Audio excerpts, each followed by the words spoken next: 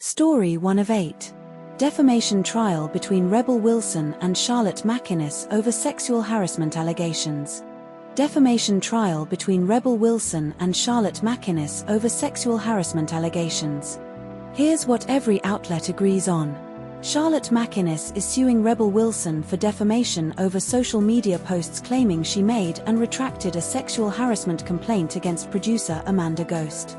The central incident involved MacInnes and Ghost sharing a bath in swimwear at a Bondi penthouse on September 5, 2023, after Ghost suffered a medical episode, urticaria, from swimming in cold water.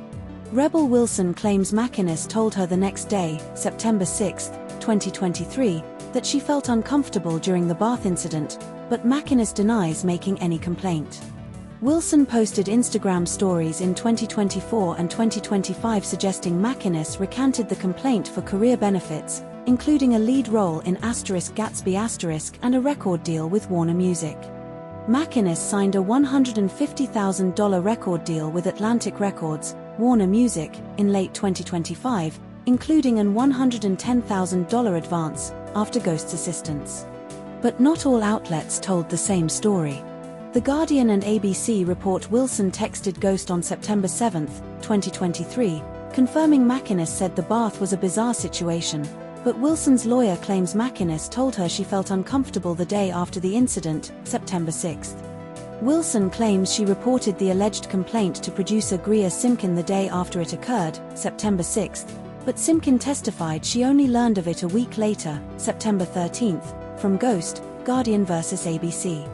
Wilson denies involvement in creating smear websites against Ghost, but text messages from her PR firm show her requesting one of those sites and discussing making Ghost a madam, Guardian ABC vs. Wilson's testimony. This story was covered by ABC News, The Guardian, news.com.au, and Sydney Morning Herald. Story 2 of 8.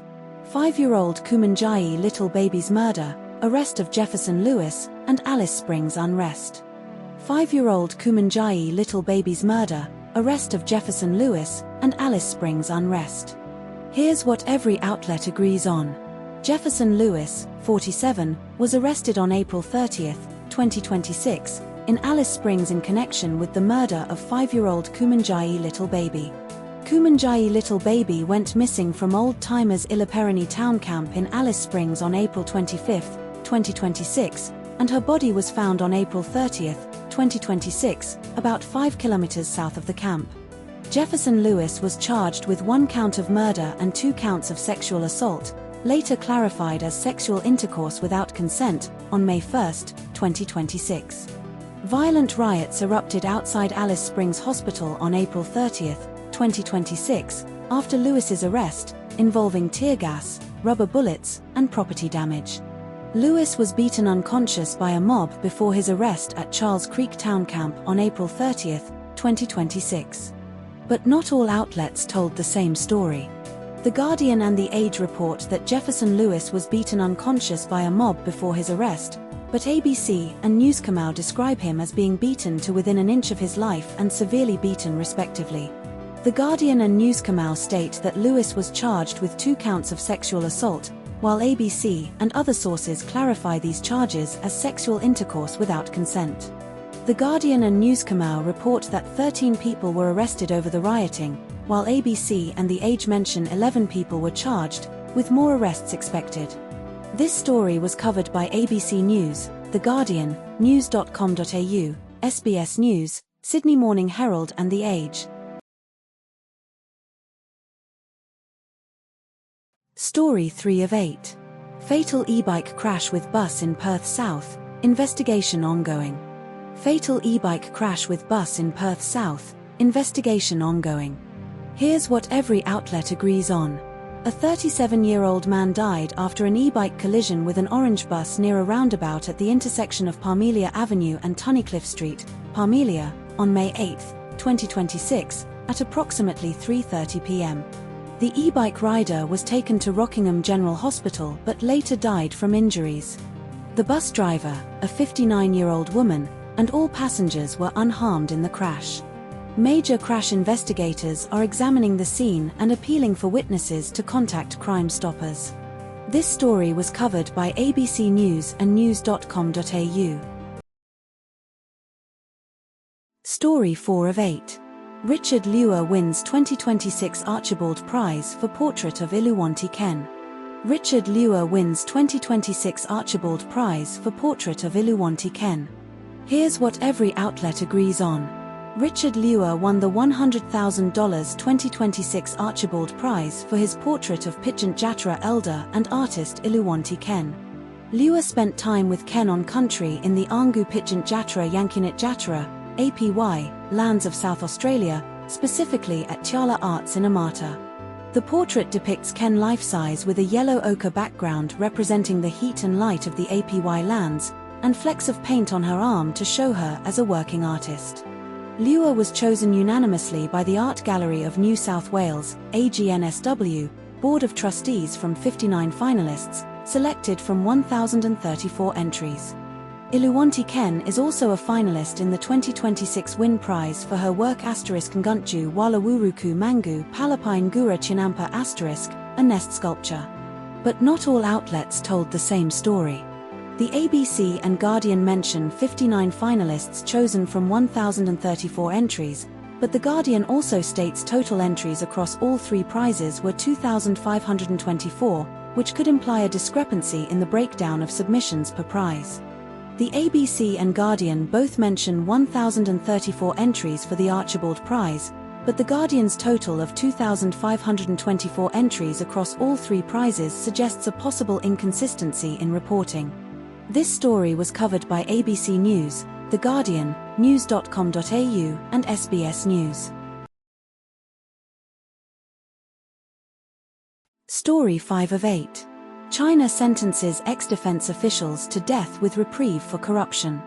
China sentences ex-defense officials to death with reprieve for corruption. Here's what every outlet agrees on.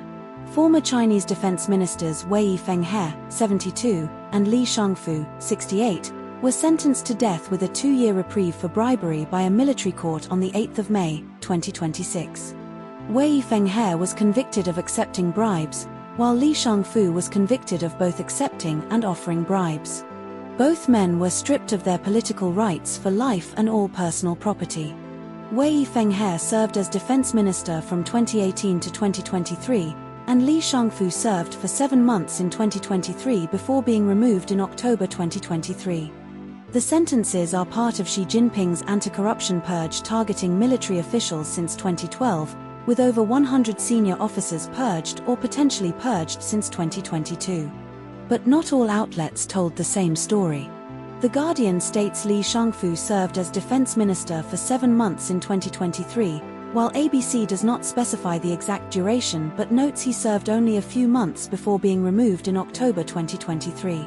ABC mentions Wei Fenghe was a member of China's Central Military Commission, but The Guardian does not explicitly state this. This story was covered by ABC News and The Guardian. Story 6 of 8. Julie Bishop resigns as ANU Chancellor amid governance controversies. Julie Bishop resigns as ANU Chancellor amid governance controversies. Here's what every outlet agrees on. Julie Bishop resigned as ANU Chancellor on May 8, 2026, 7 months before her term was due to end in December 2026. Bishop held the ANU Chancellor role since 2020, making her the university's 13th Chancellor. The ANU Council's Pro-Chancellor, Dr. Larry Marshall, will act as Chancellor until a permanent replacement is appointed. The next Chancellor will be selected by a majority independent panel with an independent chair, as part of an agreement with TEXA. TEXA, Tertiary Education Quality and Standards Agency, is reviewing ANU's governance, financial sustainability, and institutional culture. But not all outlets told the same story. The ABC and SMH state Bishop's resignation was effective immediately, while Newscomau and Guardian imply it was announced on May 8 but do not specify the exact effective date. The SMH mentions Bishop's tenure was plagued by scandal and controversy, including a FOI email issue, but this specific detail is not mentioned in other sources. The ABC and SMH note Bishop had the backing of the ANU Council until recently, while The Guardian emphasises that her resignation followed pressure from the union, student groups, and sectors of the academic community. This story was covered by ABC News, The Guardian, news.com.au, and Sydney Morning Herald. Story 7 of 8. David Attenborough celebrates 100th birthday and his legacy in nature and TV. David Attenborough celebrates 100th birthday and his legacy in nature and TV. Here's what every outlet agrees on. David Attenborough turns 100 years old in 2026. Attenborough produced his first TV credit, *Coelacanth*, in 1952 at age 26. Attenborough made his first screen appearance on the BBC game show *Animal, Vegetable, Mineral, Star. Attenborough's first natural history series, *Animal Patterns*, debuted in 1953. Attenborough's *Zoo Quest* series began in 1954, featuring expeditions to West Africa, South America, and Indonesia. But not all outlets told the same story. The Guardian states Attenborough's first TV credit was producing *Coelacanth* in 1952, while ABC does not mention this specific detail. The Guardian mentions Attenborough's song Hunter *and It's a Small World series, but ABC does not reference these early productions. The Guardian notes Attenborough's The Tribal Eye *, 1968, marked a shift back to animals, but ABC does not mention this series. This story was covered by ABC News and The Guardian. Story 8 of 8. Communications Minister Anika Wells repays $10,000 in incorrect travel expenses amid scrutiny. Communications Minister Anika Wells repays $10,000 in incorrect travel expenses amid scrutiny. Here's what every outlet agrees on. Anika Wells repaid $10,116.11, including a 25% penalty of $2,023.22, for incorrect travel claims identified by the Independent Parliamentary Expenses Authority, IPEA. The IPEA audit found 4 mistakes in Wells' claims over nearly 250 trips since 2022, with a combined value of $8,092.89 for the incorrect expenses. Wells travelled to the UN event in New York, September 2025, to promote Australia's social media ban was found to be within rules, with IPA noting she had very limited flight options at the time. One breach involved Wells' husband's $1,208.98 flight from Brisbane to Canberra in February 2022 to collect their child while Wells was COVID positive. Another breach was a $5,513.37 flight for Wells' husband and children from Brisbane to Canberra in May 2025, 3 days before her official swearing-in event. But not all outlets told the same story. The Guardian states Wells spent over $100,000 on flights to New York, while ABC states the total was over $190,000, including accommodation and expenses. ABC specifies Wells' husband's return flight from Melbourne to Brisbane after the AFL Grand Final was a breach, but does not mention Formula One race travel as a specific breach in The Guardian's article. Guardian mentions Albanese rejected calls for Wells to resign, while ABC does not explicitly state this but focuses on Albanese's defense of her actions. This story was covered by ABC News, The Guardian, and news.com.au.